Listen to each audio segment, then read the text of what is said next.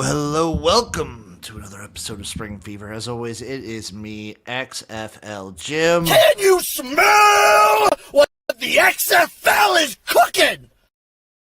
Joined, of course, by the man himself, Eric, a.k.a. Uncle Rico. Whoa. Shout out Let's Make Some Money. Tight graphic. Shout out I Hate the Lakers. Nice call on UAB. Need Xavier to get their heads out of their asses. No, we do not. Shout out NASCAR. My man. And also, Eric, how much have you slept this week? Looks like 0. Dude, I got like 2 hours last night, bro. Dude. Same. How bad was the snow where you're at? We're getting it tonight. It hasn't come yet. You're getting it tonight. We had blizzard today. So last night and today we had like 50-mile-an-hour winds and about 6 inches of snow. Lovely, dude. It's already, the streets are already cleared at least, so hopefully it's not too bad. It was 70 here on Friday, and then it was snowing on Saturday. Yeah, it was literally yesterday. It was 68 degrees out, and then today it was snowing. And I grilled both days. It was absolutely brutal. I still have to clear the driveway tomorrow morning for my girlfriend in order for her to get out of be able to leave the house. I'm a fancy bitch. I have a service for that. I bet you do. You're made of money though. You're Mr. fucking Moneybags here. Mr. Big Spender. So we got some hot takes today. We're talking UFL. We're talking a little bit of Union. We're talking futures one more time. We're talking hot takes. We're breaking down the Arena Football 1 games from week 1. We got some week 2 picks. Lines aren't out yet. They will be probably tomorrow. And then we're going to have one storyline apiece that we want to we're going to talk about. And we're looking forward to the season. If you guys have any hot takes, go ahead and shoot them off in the chat because we'll talk about them. We'll bring up your hot takes too. But before we do any of that, the hottest of takes, actually the coldest of takes, are the deals you can get by going over to Royal Retros. RoyalRetros.com, promo code SpringFever for 10% off at checkout. Go there. They got the best merch in the game from the Seattle Sea Dragons all the way to the vaunted Tampa Bay Bandits. It's all there at Royal Retros, partner of Arena Football 1. So if you want any of your Albany Firebirds, Nashville Cats, you want some of those merch, go over to Royal Retros and use promo code SpringFever for 10% off at checkout. Eric, we are 10 days away from the UFL starting. If you're listening to this or watching this on Thursday, we are 9 days away from the UFL starting. Are you ready? How excited are you on a 10-point scale? I'm seeing a 58. Yeah, I'm going to say it gets higher every day. So when the season ends, it starts again. It's like when any season ends, you're kind of okay with it being over. You're like, okay, the season's done. That was awesome. It was beautiful. Day after the championship game, I was like, I'm at a 1. And then every day it climbs back up. So I'm at like 300 something or 200 something. I'm so hyped. I'm working on all of my team previews, and there's a lot going on. It's going to be awesome. Literally a week from Friday, we have opening day. I could be a week from Friday. A week from Friday. They're open because remember, they're doing the Friday night special. Oh yeah. Who's in that game again? So game number 1, it will be Football League schedule. I'm ashamed I don't have this off the top of my head. I'm pretty sure it's Battlehawks Roughnecks. I'm going to guess. I'm fading the Battlehawks. It's Battlehawks Roughnecks. Yes, it is Battlehawks in Houston. And then Saturday we have Brahmas at Renegades. Then we also have on Sunday the doubleheader. We have Michigan at Memphis and Birmingham at DC. All bangers. That Birmingham at DC game is going to be a real good one, I think. The opener in DC is always awesome. I'm looking forward to it. Our first hot take, NASCAR, is the Brahmas make it back to the championship game. Okay. Back-to-back XFL champions, your San Antonio Brahmas. New quarterback. Defense remains the same. They still have a lot of weapons at receiver.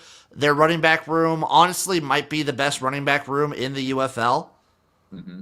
And obviously, you know us. You know Eric. You know me. Wade is like our guy. So I could see it. We love Wade. I definitely like that team a lot. I mean, defensively, he's just going to be so ahead of the curve. So before we get to the hot takes, there was a little bit of news items that we haven't mentioned. The union talks. What it really seems to be coming down to, I don't think anyone's going to strike. I don't think that's like on the board. I don't think it's going to happen. Two takes I want to get your opinion on, Eric. One, it seems like the players, the big stickler is they want year-round health care.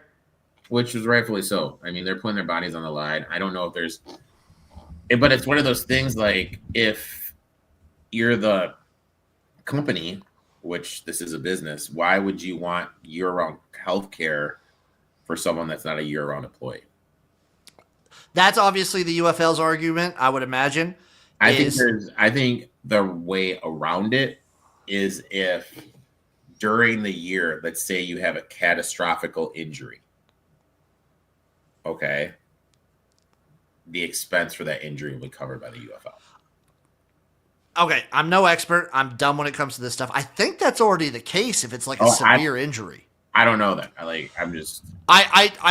I'm on the player's side here. I do think year-round coverage probably is the best thing. It's probably a little bit complicated based on they maybe are classified as like seasonal employees. Mm-hmm. I don't know how the contract situation works. There's got to be a way to get them full-time coverage, and then when they're seeking an NFL team, they're let go of their contracts and then they come back. Yeah. Either way, I want full-time coverage for the players because the players who aren't going on an NFL team, they're still training and putting their body out there for the UFL in the off season. Mm-hmm. Like they're still training and stuff.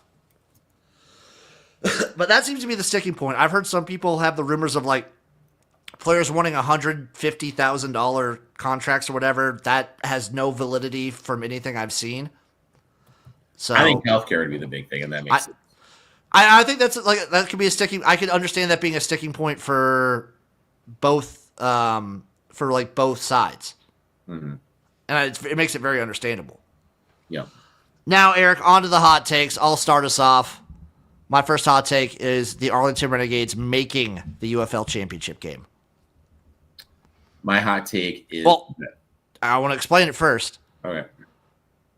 Improved defense, and I think offensive line takes a step up. And I look back at the Renegades last season. Holy shit, the amount of one-score losses.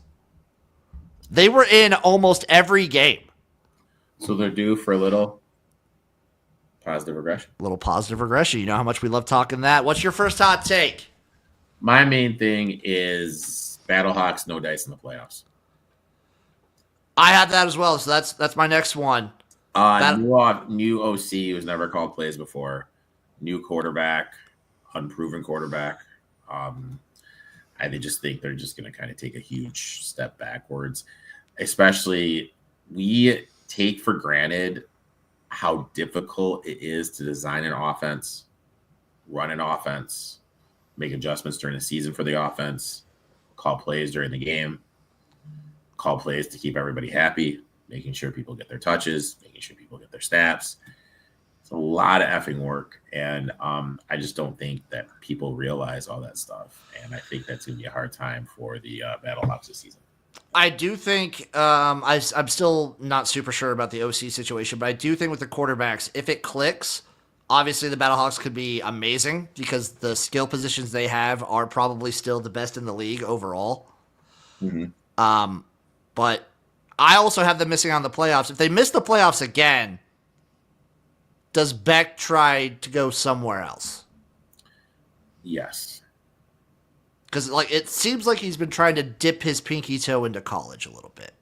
I think he is trying to dip. I think he's trying to get in that realm, and I feel that he's going to be a position coach next year, win, lose, or draw. I mean, I don't think they're going to win it, even if they do make the playoffs. I don't think he's going to be back. My next hot take is No, mine was also the Battlehawks missing on the playoffs. Michigan Panthers have the best regular season record. Ooh. I like that one. They kind of turned it on because remember last year they had a ton of quarterback issues with injury. Their defense was always pretty stout throughout. They figured it out later and had a pretty good game against the Stallions. I like that. Yeah. That's good for a hot take too, because being in the USFL division, having to play Birmingham twice, love that. I love that. My next one is a direct. It's that the Memphis Showboats lose by 3 to the Stallions in the conference championship game. It's a close matchup. I got the Showboats making it to the championship game, but I feel like the Stallions pedigree, they've been there, they're dominant. Especially when it comes to winning, you're in. This is the last game you have until the championship game. Just something will happen. My next one. I don't really know if this is a hot take because they were one of the worst teams in the league last year. I'll judge it. Houston doesn't win a game. 0-12. I think it's so hard to go 0-12 in these leagues. I don't think it's happened yet, has it? No. Not in the modern day, at least. No. 0-12.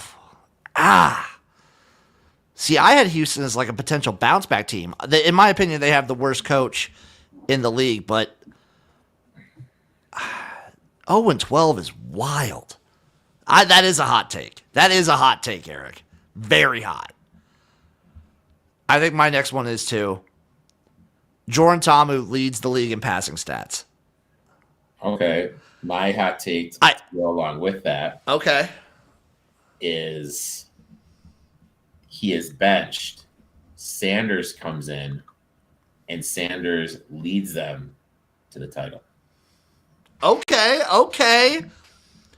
My whole thing is Jordan Tamu, obviously, at this point, is a spring football veteran. And at this point, I have enough information to know when he's going to have a good season versus not. I think DC's running game is going to be vastly improved from what it was last year. I think it's going to be similar to what it was in 2023. And what do we see? We see Jordan Tamu in 2022. All right season for the band. It's not great, but we see him in 2023 on the Defenders. Fantastic season. We see him last year. Not really any running game to speak of. Struggled for the season. We see him this year. I just think that DC, their running game is going to be improved enough. Their defense is going to be good. I think Jordan Tamu steps it up and leads the league in every passing category, which could include interceptions. So you think he's going to have one of those seasons where it's hey, like a Jameis Winston season, maybe with some more rushing involved. Jameis Winston. Okay. My last hot take also was with the Renegades. It's that the Renegades defense steps it up, and they're a top 2 defense in the league. Okay. I have no more hot takes. I'm spent on hot takes, Jed. That'll move us to the futures, Eric. So we take another look at the futures. This will be the last time I bring them up because next week, guess what? We're looking at spreads. We're looking at actual spreads, baby. So we got the Stallions at plus 200, Battlehawks plus 350, Defenders plus 600, Brahmas plus 600, Panthers plus 650. Then it jumps up. The Renegades are plus 1,100, Showboats plus 1,500, and the Roughnecks plus 1,800. To me, the value, you kind of gave it away earlier. I agree with you. The Renegades, 11-1. 11-1, I feel like there's value there. Obviously, we've talked about we both like the Defenders and the Brahmas, but at plus 600, it's tough. I think the Brahmas, you might be able to get some more value if they drop a game early. Yeah, I mean, if the defenders start off poorly and Tomo gets benched, that could be something too. Showboats. I could see some magic with the showboats, but the unprovenness at quarterback and the weird situation there is kind of leaving me a little bit weary. I'm staying away. Moving away from the UFL for a real quick second, we have the AF1. We had the Week 1 recap coming for you. We had the Billings Outlaws. Basically, Eric, if you want the quick rundown for Week 1 of the AF1, every game was a blowout. Billings won against the Lightning. Billings Outlaws versus Oregon Lightning, 78-36. How do you only score 12 points? Oh, sorry, that's the next game.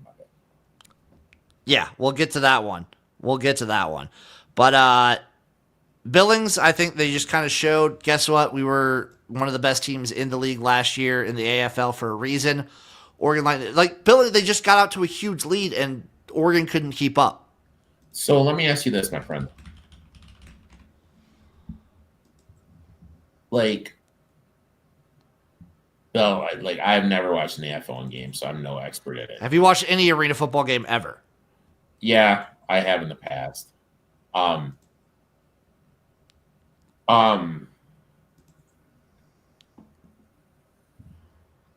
do people even punt? No, there is no punting. Okay, that's another reason why the scores are always so massive. There's no punting. Like when my brother and I played Madden against each other. No you can elect to you could kick. I think you could kick a field goal, but there's no punting. Okay.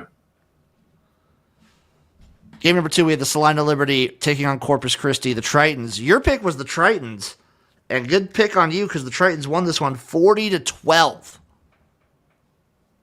40-12.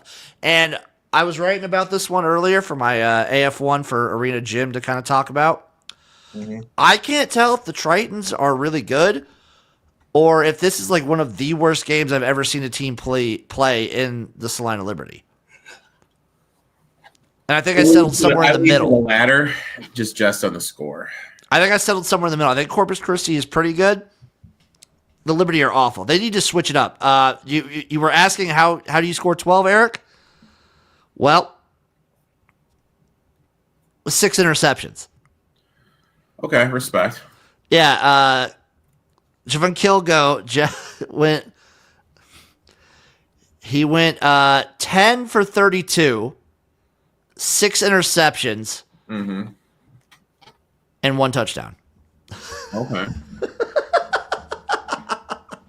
And a lot of those were pick sixes.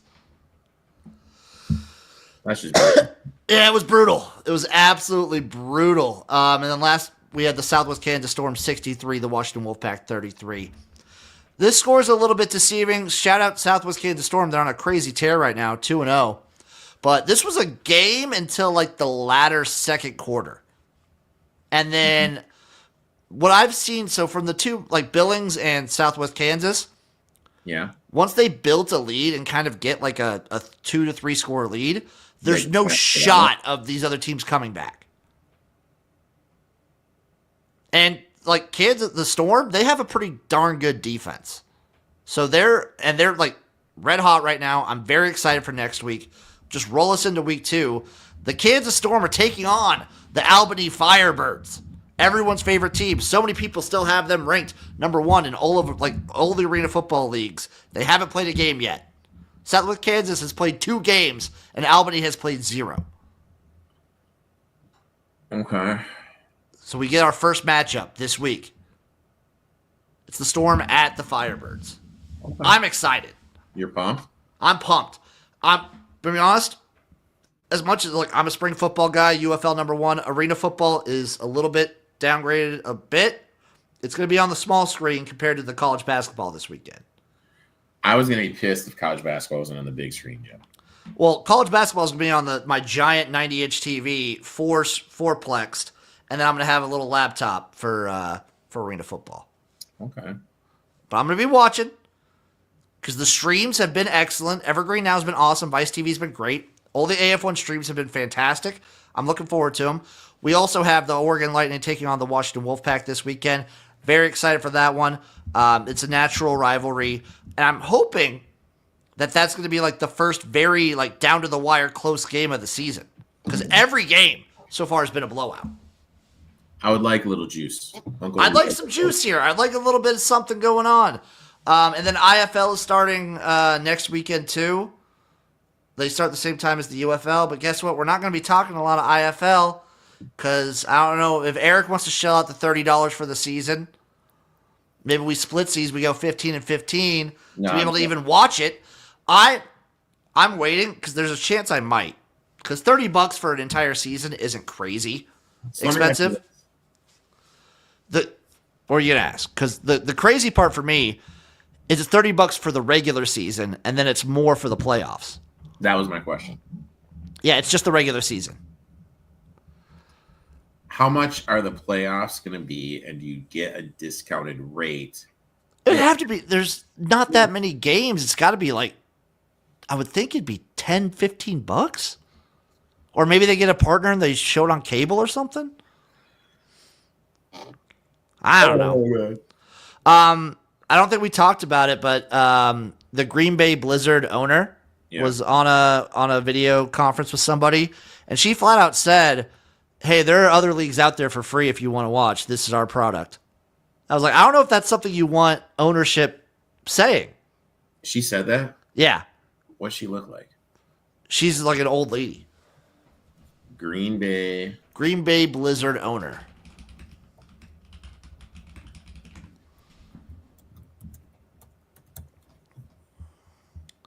Kathy Trinkler. Big calf. The big trink? I googled Kathy Trinkler image and I'm seeing nothing.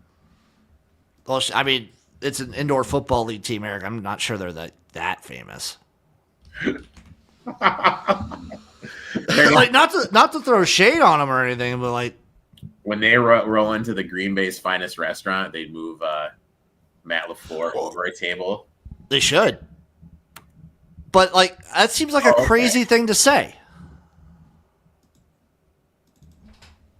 Am I wrong? I mean, now look, I'm not judging a book by the cover here, but she does look kind of like a bitch. You said it. You're right. So my whole thing with the IFL, I think I'm gonna wait for like the diehard arena football fans, the actual IFL fans, to pay for it and see what the quality of the stream is. Because if the quality goes way up, I could justify splurging $30 for the whole season. It's whatever. Yeah. But if the quality's not improved, you're literally paying for nothing at that point. And I will not justify that. I will not support that. I refuse to. And now, Eric, we end the show with one storyline apiece that we're following in the UFL. I'm going to take it yours is the Spencer Sanders arc. Yeah. What are you trying to watch for with Spencer Sanders? Just to see his growth, see him get on the field. I think the kid's electric. I think he's going to be able to do some stuff. I think that, how can I word this? I think it's an interesting time because do you go with these how can I word this poetically? You can call them spring football veterans. Do you go with spring football veterans that this is their ceiling? Or do you pivot and you look to get the young guys in there, which could make their way onto the roster and could be a third or second string in the league? It's a very delicate balance because obviously these guys do have built-in fan bases and they have a connection to your team at that point. Like Jordan Tomu is now going on with DC for 3 years. And this is kind of what he is. He's going to be a spring football guy. He's probably not going to make an NFL roster anytime soon. And I think honestly, I think that's probably a good thing for the UFL that you have these names that stick around. But also, we've seen players that have been spring football names since like the AAF in 2019. They're starting to retire. Those guys are starting to retire at this point. Yeah. Like, how many more seasons does Luis Perez have? Not that many. At this level. Like, he's going to start coaching. But I mean, also, what you want, what I think, is when someone like PJ Walker comes in and has an effect and wins a game in the National Football League, it brings positive light to XFL, USFL, X League, all that stuff. And that's kind of what you want. But if these guys aren't given a chance in this league, then they're not gonna. You know what I mean? It's a balance because also, if you're trying to bring in a new guy, you do have the potential. Like he could, you at this point for certain guys, you know what you're getting with them, and it can be really good. Like you can make a championship game, you can win a championship game, but also why not roll like what St. Louis is doing? You knew where you were getting with AJ McCarron. You knew what he was going to bring to the table. Yeah. And now they're deciding to roll the dice on some new guys and try and make another run at it. And I like that because it also gets these guys' eyes on them. And like Eric said, if these guys do make the NFL and if they get like a whole backup role and something like that and they make waves, it's great for the league. Yeah. It's not great for the league. Huge for the league. Absolutely huge. My favorite storyline this season, there's so many to choose from. If I had to pick one storyline for this entire league, I think it might be it's going to be the Showboats. It's going to be the Memphis Showboats and what they're doing, trying to bring people in the stadium. And I think if the Showboats put on a decent product, I think we might see, obviously it's the Liberty Bowl. It's still going to look empty just because the Liberty Bowl is massive. But I think we might start seeing some really good crowds in Memphis. And also we need to remember, this is the blueprint. This is what you want to be doing. Why aren't more teams doing this? And if Memphis does this and it's highly successful, there's no other excuse. So we talked about the fan engagement. The other thing we didn't talk about before is the concession stuff Memphis is doing where it's like $5 specials on hot dogs, popcorn, certain beer, stuff like that. That might be a thing where, like, I don't know if... Go ahead, sorry. No, I was going to say it might be a thing with, like, certain venues might have, like, they don't want you to discount the price. Like, I don't know if the Panthers are allowed to dictate the price of concessions at in Detroit. I have no idea. My thing is this: are they doing something with like the ticket prices too, where it's like that was DC. DC was doing like certain this thing's genius discounted tickets and they were like giving a whole bunch of tickets to like organizations in town. They sell the tickets and then they get like part of the proceeds. Yeah. So like student organizations, charity, stuff like that in DC gets like a portion of the ticket sales, and the tickets are discounted a little bit for certain games. So basically what that is hypothetically the boys soccer team at a DC school sells a ticket for $20, they'll get $5. Yes. Actually, we might be able to look up United Football League tickets. I want to see how much tickets are going for. How much do you think single game tickets are going for right now? You want to go for the opener? You want to go Houston? Yeah, I'll take 75. Okay, let's see. Single game tickets for the Houston Roughnecks. Battlehawks at Roughnecks. Let's see. You're going to say $75? Yeah. Let's see what these bad boys are going for. So the most expensive ticket, let's see if I crank this all the way up. You can sit directly on the 50-yard line for $77. Yeah. And that's like directly on the 50-yard line. That's a lot of cheddar. Well, that's directly on the 50-yard line. You can get other tickets surrounding, like pretty decent tickets further back for, let me see, if I'm on the visiting side, how much are these tickets right here? Let me zoom in a little bit more. How much are these bad boys?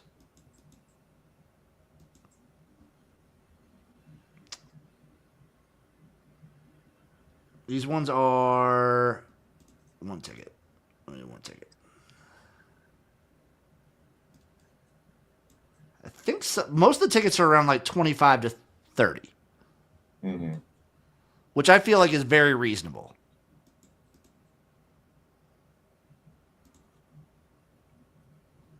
Yeah, there's $22 here. Most tickets are around the $22 line.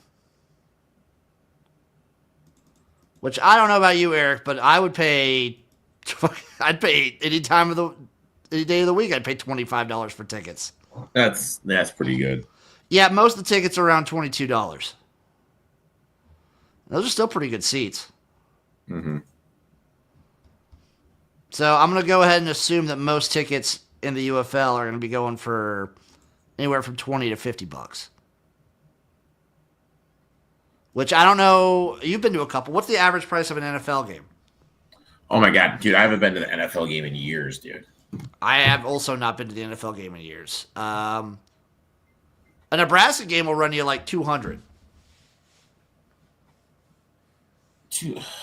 Depending on the game. I mean, I think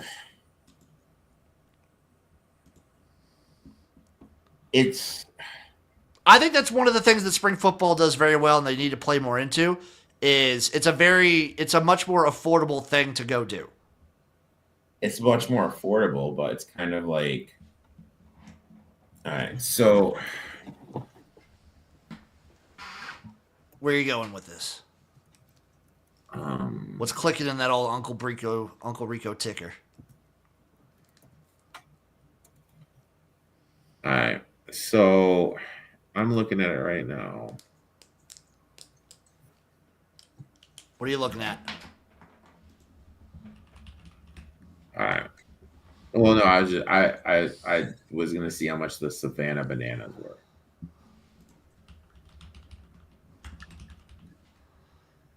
How much are they? Like, Jesus, $282. Like, you know what I mean? Like, I guess like how much would be a minor league, the G League? How much do G League tickets cost? NBA G League? Yeah. Okay, here's one. The Osceola Magic. Yeah. Let's see.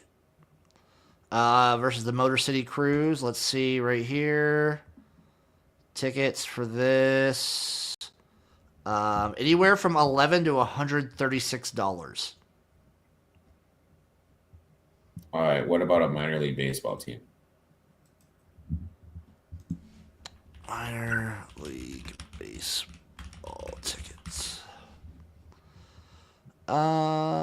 MILB tickets. Let's see. SeatGeek. Come on. Oh.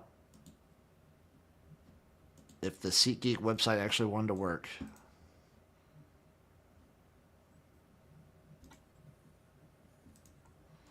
That's Savannah Bananas again. I don't know how much a minor league. Go Columbus Clippers. Google Columbus Clippers. Cost. 64.97, so about $65. So we'll give her $10 less. Sorry, that's an average cost for a family of 4 is $65. That was sorry, that's an article in 2016. Go fuck yourself. $8 to $10 per adult is the average. About $15 a person right now. I mean, the only thing is money's tight right now, dude. I mean, let's not kid anything. Money's tight. Oh, yeah. You know, and like to justify spending $70 to go to a UFL game. Well, that's the most expensive ticket. You could do 20. Okay. I mean, justify 20 for a family, 4 per, 3 per, whatever. I get it. Yeah, I respect it. Yeah, you do like 20, 25, so it's still like $80 to $100. Yeah. But it's like at this point, it's the same as like if you took 4 people to the movies, you're spending that much. For what? For like anything, you take 4 people to the UFL game, you're spending $100 on the tickets probably. you're spending, or let's Oh just yeah, say, movies like popcorn's like $35. yeah, Yeah. like even bowling. When I worked at a bowling alley, people would come in, a family of 4 on like a Saturday night would cost like $150. Yeah. So I think they're doing good with the pricing. I think the only place it's like more expensive is St. Louis because they're not having problems selling tickets. Mm-hmm. Which actually kind of like the St. Louis fans kind of get fucked over in that regard because they don't get any of the special deals. So this is just random.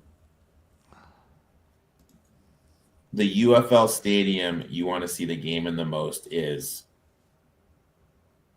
So I went to St. Louis for the championship game. It would be awesome to see a Battlehawks game in the Dome. Probably Audi Field though. I think the DC fans go crazy. The UFL game the UFL stadium you want to see the least is? Depends if we're basing it off of last year's results. It would either be Memphis or Michigan. I feel like the people don't go crazy there. I feel like the Birmingham fans, even though there wasn't like as many as you would like, I still feel like the fans that are there go absolutely crazy. I feel like the fan engagement in Michigan and Memphis were very much lacking last year. Maybe Houston too. Houston might be. I would think Houston would be the fucking shittiest. Like, Yeah. dude, it's gonna be hot as balls. The team is gonna suck. If they're good though, I think Houston can kind of go crazy. I think also a sneaky fun would be San Antonio. I think Arlington would be fun. Arlington would also be fun. I think DC's like my number one though. DC would go hard. You'd be battling that beer snake, dude. Oh, I'd be all about that beer steak, dude. I'd bring some lemons in too. It'd be a great time. Eric, any other takes? Any other thoughts you want to fire off? We have UFL in literally next week. I'm looking forward. Hopefully, I get invited back for the live streams you do. And, Oh, you will be. You will be. Those are coming back. I'm going to have a whole bunch of rules and stuff set up. That's going to be fun. Every game. It's going to be a blast. I'm looking forward to it, man. Thank you all for watching. Thank you for listening. We appreciate you for following Spring Fever. Give us a like. Give us a follow. It does help. And make sure you go to Royal Retros. Use promo code Spring Fever for 10% off at checkout.